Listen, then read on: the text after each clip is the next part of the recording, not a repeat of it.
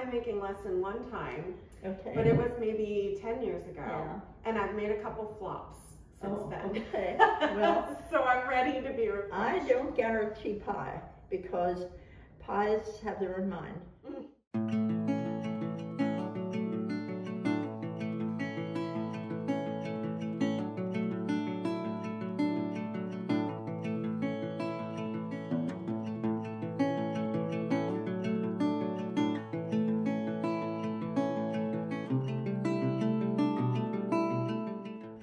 Hi friends, welcome back to Locally Raised. I am here today with my grandma. This is Helen, and she's known in our family as the apple pie maker. You made apple pies For your wedding. for my wedding. Yes. And Cake for your is not my brother's favorite. wedding. Yes. I did for your brother's wedding, and that's all they wanted. Just apple pie. Apple pie and pecan pie. Do you remember how And I many? made 22 pies that time. I made a couple hundred apple pies in my time. Goodness. I better not say that because who knows what this one's going to get like. That's okay. We'll eat it and we'll say it's amazing. Okay. It'll be amazing. Okay, well, I'm honored to be invited to do this. I'm just so thrilled, and I'm glad to be here. Well, tell us what ingredients we need for our crust. Okay, first we need 2.5 cups of the unbleached flour, and that's a local flour that comes from a local mill. Yeah. From their wheat.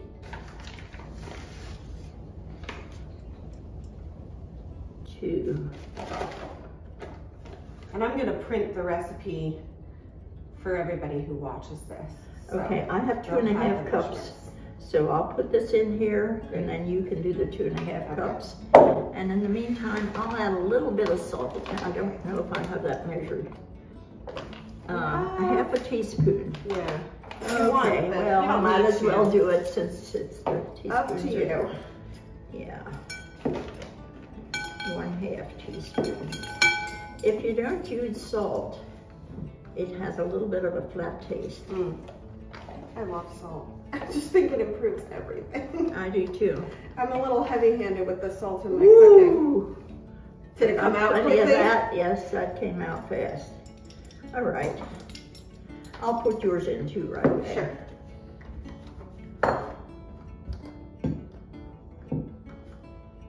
There we go. Thanks. All right, now we have the salt and the flour. And the next thing we need is the lard. Clean pans go in to the flour, and that's what mixes the lard and the flour together.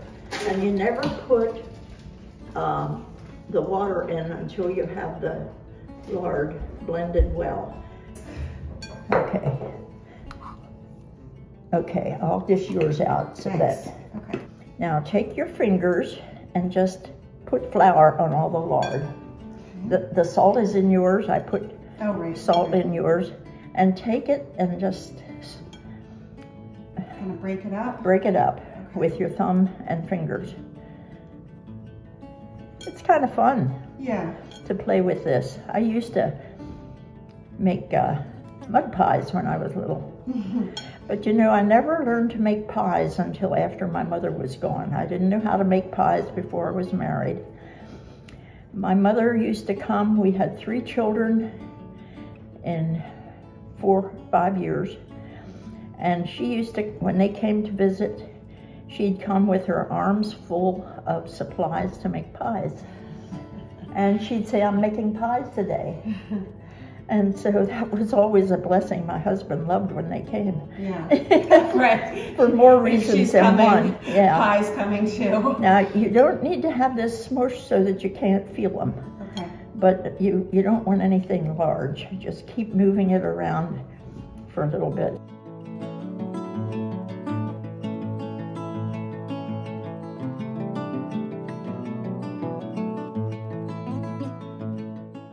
It's important that the water is cold, right? And the lard. It's important the water's cold. Now, I wouldn't pour all the water in at one time because maybe 2/3 is too much. You're just gonna feel it. You just feel see it. if you need more. So I'll put that amount in.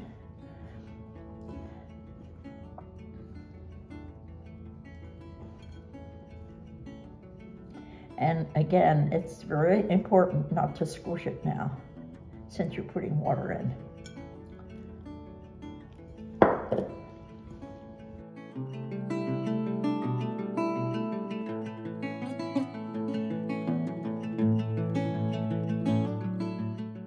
This is how it looks. I have some crumbs down in here yet that I will be using. I'll put it back in there and work them in. Okay, now I'm going to make this. This looks like enough for three pie dough, 3 layers, and I make a 2-layered pie dough. I put a lid on the top. Yeah, I always like that your pie has a crust on top. Yeah. Because I always just want more crust. These crusts are flaky and delicious. They're not supposed to be hard. If I have them hard, I put too much water in. And I don't intend to do that if I can help it.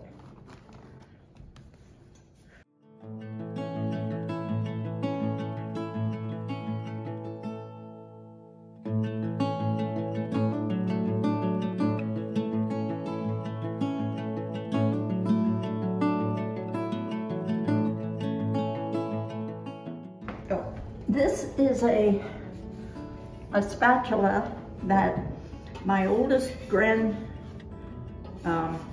nephew gave when we got married. I think he was about 8 years old. Now we spin this around and make sure there's enough of flour down here. Not too much, you don't want too much flour.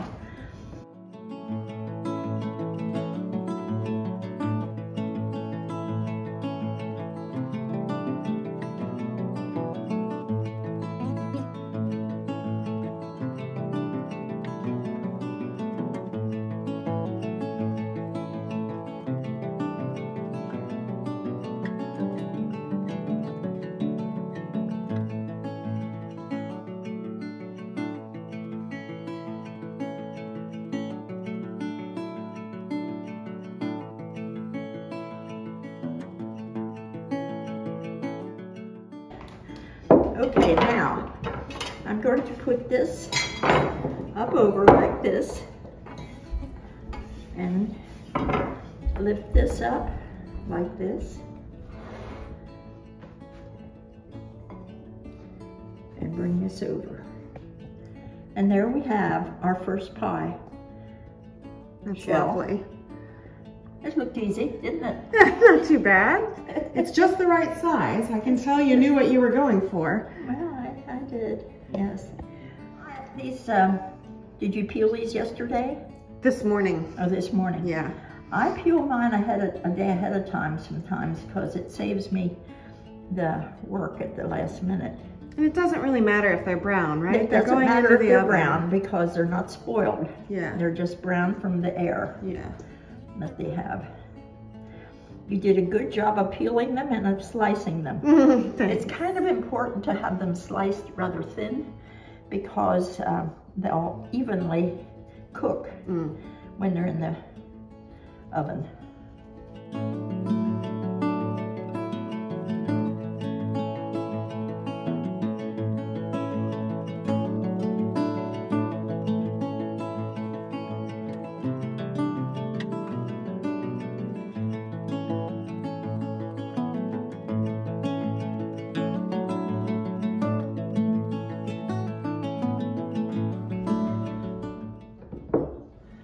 Need the butter then. Oh, this is so pretty. I know. I love it. Oh, I'm so happy to do this for you. And I always put this on first because this is what's going to thicken the juice down on the bottom. I think that's pretty good. And now on top of that will be the sugar. Just take this and put it down like that.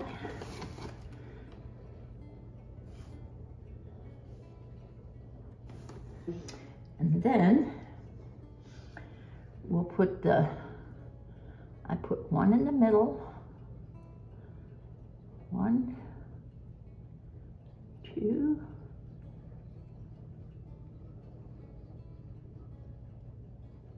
All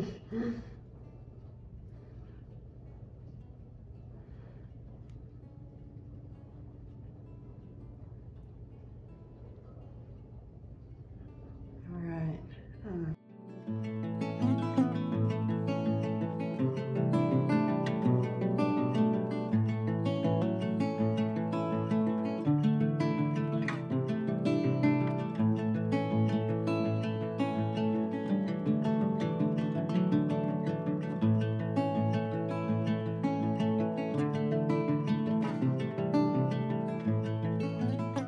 Once the top crust has been rolled out, Grandma dips her hands in water and dampens the edge all around the perimeter of the bottom pie crust.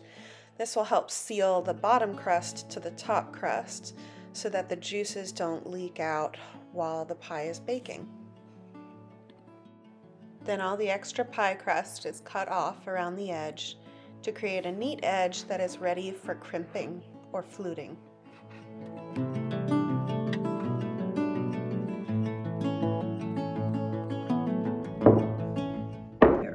Now this is what we do. You hold this here so you don't rip anything and push this up. Huh. This I've never done before. Didn't This you? might be why things got all kind of stuck and weird. And you want to make sure that's sealed.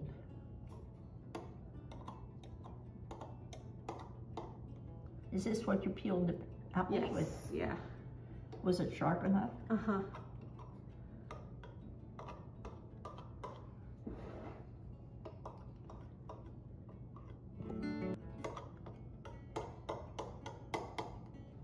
Now, to finish this, you go like this.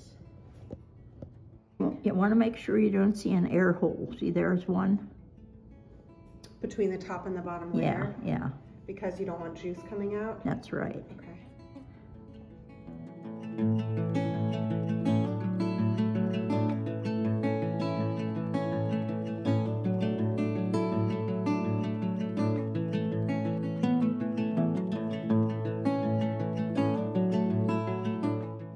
Okay, now we're going to give air holes so the steam can come out.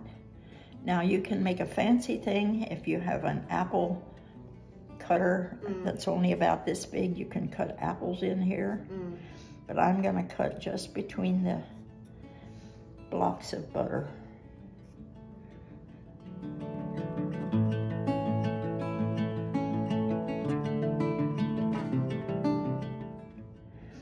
Now that's a pie. That's beautiful. Okay, now we'll finish yours. All right, my turn. The finished pies go into the oven to bake at 425 for 15 minutes. And then the temperatures turn down to 375 for a longer bake of 30 to 45 minutes. In our case, it took a little bit more than 45 minutes. We were waiting for the tops of these crusts to look a light golden brown.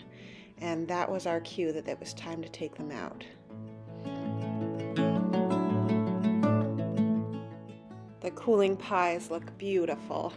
There was a little seepage on one of the pies created by a less experienced pie maker, so connecting that top crust to the bottom crust really does matter.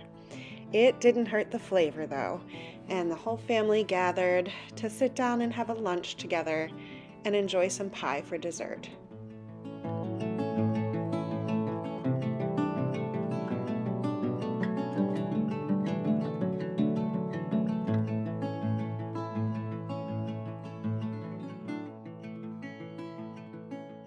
Thanks for joining my grandma and me for a morning of apple pie making. Please be sure to like and subscribe, and I'm wishing you a very happy Thanksgiving. I look forward to seeing you next week. Until then.